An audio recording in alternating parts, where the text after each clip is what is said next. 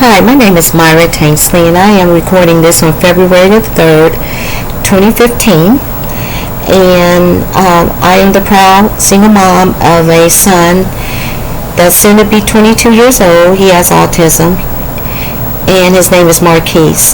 Unfortunately, my son is currently illegally confined to a state of Ohio operated government institution. It is an ICF-MR facility, and ICF-MR means Intermediate Care Facility for the Mentally Retarded. And I say illegally confined because my son is not moderately retarded, and you have to be moderately retarded to be illegally or involuntarily committed to that institution. Since Marquis has been there, and it's been over 2 years, he has had ongoing abuse and neglect, just all different types of abuses and neglect by the staff and by other residents. And I have 2 pages on Facebook. One is called The Abuse and Neglect of Autistic Marquis Tanksley by the government, that shows some of the stuff that I'm talking about. It will show that I'm not just full of hot air, and that I don't sit up and make up evil things on evil, sick people.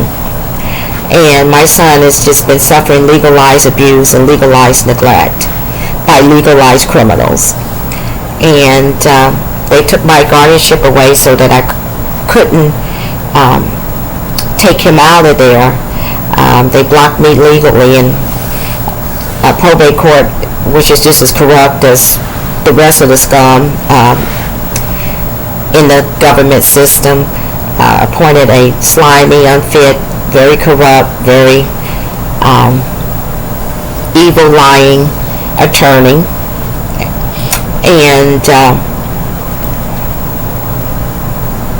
she has turned her head along with everybody else while my son continues to suffer abuse and neglect and assaults. I even see my son with my own eyes. I witnessed him being punched and attacked by a state worker. And everybody from the federal government on down has turned their heads. And I do have it on audio tape. And on the abuse and neglect of autistic Marquis Tanksley, you can see and hear that tape. It's audio because I wasn't able to get a video of it because it was kind of dark.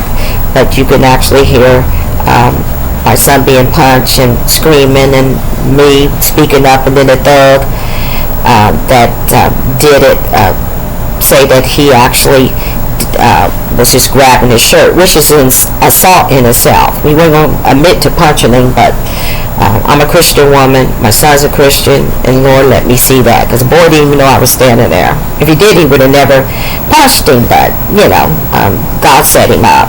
And so it's all on tape. I also have another page. I said I had 2 pages, so the second page that I have on Facebook is called Justice for Autistic Marquis.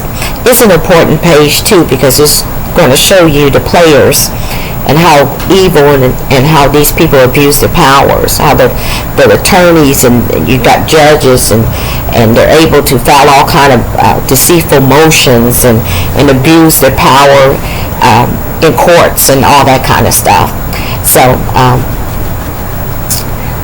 I already got that page set up. I already got some of the players already exposed on there, and I got a few more people that I got to put on there to show, how evil and sick these people are. They're just legalized criminals. And my son is a victim of it, and I know he's not the only one, but just because it's a government facility doesn't mean that makes it right.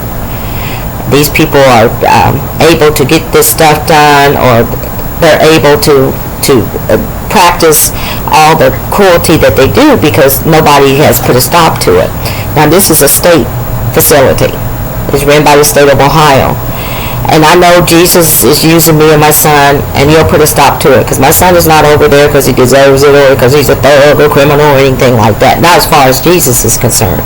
And that's all that who really, really matters. He's not over there trying to got my son over there to punish him or stuff. I know the Lord is not happy when you abuse and neglect helpless people, and he'll put a Christian in there and work right through them. But nobody in the natural has put a stop to it. This is a state of Ohio facility. The federal government has just turned their head while this has gone on. And it's really, really sad because the Department of Justice says, well, we're going to take individual cases, but there's no such thing as an individual case at the institution or jail or, some type of facility, because if they're doing it to one person, they were doing it to other people like that person. So, and they got federal civil rights. They have rights, They even have a cripple law that's enforced by the Department of Justice. It's called the Civil Rights of Institutionalized Persons Act, which this facility falls under. Now, so my son ain't having no safe, comfortable environment. And like I said, in here, you'll hear him say, in this particular audio video, that he has to wear 2 or 3 shirts because the room is cold. And then you have a staff member, I'm going to put his tape right on after my son telling me this, admitting that his room is cold and why he has to wear 2 or 3 shirts. And he even admits that the room is cold, but he's a native African. I'm not biased, but it just shows how negligent and reckless these people are, because there's a lot of native Africans over there, and most of them can't even speak clear English. I can't hardly understand them. I know those disabled, intellectually disabled residents can't understand them. And they just flock to that field, and I always wonder, I said, well, what is it? Are they very compassionate, or really want to work with the, intellectually disabled, or, and it's not that. They know that they can't really be understood as clearly as somebody that can speak clear English. And I guess they're retarded, or, autistic, they don't understand us anyway and stuff, But you'll hear him through all the garble say that, well, they had reported it and told them to check it out. They checked it out and they don't know what's the matter. But essentially, and like I said, it's going to be hard understanding because he can't speak clear English. But I strain my ears every time, I have to listen to him and stuff because of the accent and sometimes I think it's vocabulary too, but it really, really is hard to understand him. But he did admit to it being cold, and they had already told whoever about it and all that kind of stuff. But so much for the comfortable, safe environment, federal government. Because that's who needs to go in there and do the jobs. This is a state of Ohio facility. Don't expect anybody in the state of Ohio to do it, from the governor on down. I said, these people ain't nothing but legalized criminals practicing legalized abuse and neglect. But without further ado, you will hear my son telling me that's the reason why. Because I asked him, I said, well, you got 2 or 3 shirts on, because my son never wears 2 or 3 shirts. And I said, you got like 2 shirts on. I said, is it cold? Because I had been over there before in the living area, so-called living area, and in his room before, because my son had been over there for 47 days, and it was voluntary while they were modifying our walls in our home, and it was cold. So I know he's not lying. And they neglect everything else. The clothes, everything's neglected over there because nobody's in there putting a stop to all of that abuse and neglect and violations of civil rights and human rights. Nobody. So, and he said, yeah, he has to wear 2 or 3 shirts because his room was cold. And then after that, you'll hear this staff member, like I say, he's Native African, and it's just very hard. But he finally, he was admitting, we done told him, and it's still cold. And I told him, keep telling him again, But so much for the comfortable environment. So I don't have no respect for this government. I say, anytime you turn your head, that's just as bad as you doing directly. Anybody that abuses them and neglects them, and anybody that tries to cover it up and not acknowledge it and sweep it on the rug, they're just as bad as the person directly doing it. Just a whole bunch of legalized criminals, and then they sit up and talk about other countries and human rights and stuff, and you got disabled. It'd be bad enough if it was inmates. But if you got a disabled individual that can't advocate for themselves, that can't help the way they are, and they're allowed to treat them like that, it's just pitiful. I said, I'm not all into jihadis and crisis and burning flags and stuff. I said, but you won't see me. I just ain't gonna, try to be, a patriot for a country like this, I said, cause my son ain't got no life, liberty, and the pursuit of happiness. There ain't life, liberty, and the pursuit of happiness. And he ain't done nothing to nobody, and neither have I. But here is the tape of my son, once again, telling me that his room is cold. He has to wear 2 or 3 shirts so he can warm up. And then also the staff member. And remember, he doesn't have clear English. It'll be hard to hear him. But he does admit to it being cold and that they already know about it and everything. So without further ado, here you go, and thank you for listening. So you got 2 shirts on. Is it cold in your room? Yeah, the reason why I got double shirts on because it's cold. My room keeps me warmer easily. Really? They don't have the heat on enough?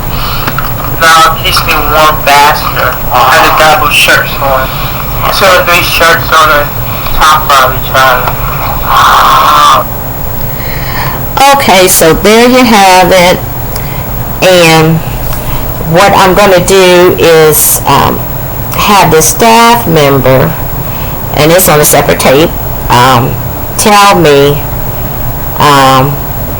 that they know about it and all of that, and that we don't know if they checked it out or if they might have checked it out or something like that. So here is that audio tape of the staff member admitting that the room is cold and that they already know about it. And when he said that, I said, oh well, nonchalant, who cares, he's just a disabled resident and stuff. So here we go.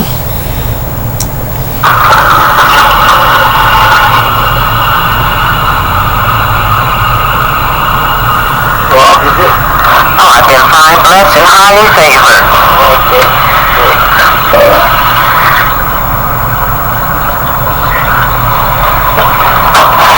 Tell Bill his room is too cold because he's having to wear 2 or 3 t-shirts. The room is too cold.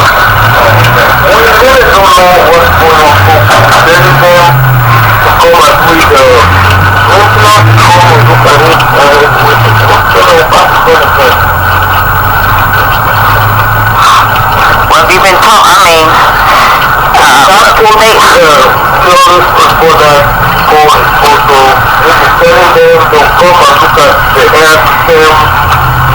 and it still doesn't change. Yeah, because for him to have 2 or 3 t-shirts on, it's too cold for him. So, well, tell him again. That's all you have to get out. That's on administration. So,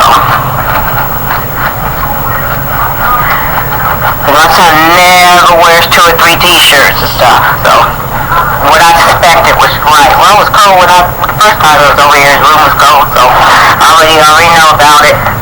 But just tell him again. What's the middle one for? Okay. So there you have it. Like I said, it was hard to really hear it, but he said the staff said they've been telling him, to come and check it and stuff. So he admits that the room is cold and that they are aware of it. So much for the safe and comfortable environment. When your room is cold, the temperature is not comfortable for you. You're not living in a comfortable environment. But that's a basic human right. That's a basic civil right of a institutionalized person or any person. That's the basic Bill of Rights. So anyway, there you have it. The next one I'll make is of my son telling me that this resident that has abused him before, this resident has physically, emotionally, and verbally abused my son. He has punched my son in the chair, in the face, not the chest, but the face, 2 times, pushed my son down on his knee where skin came off of his knee. There was nothing like pink flesh that was exposed. He's cussed at my son, calling racial names, calling the B word, the N word. He upsets my son. He fights with my son. He was running around with scissors, trying to cut people. All of that's on other audio tapes. So I will be making that next audio video of my son telling me that this resident was fighting with him again last week, cussing at him, calling him a B word, and that the resident had upset my son. Thank you for listening, and please do not hesitate to go to the Facebook pages of Justice for Autistic Marquis and the abuse and neglect of Autistic Marquis by the government. Thanks for listening. I hope you have a blessed one.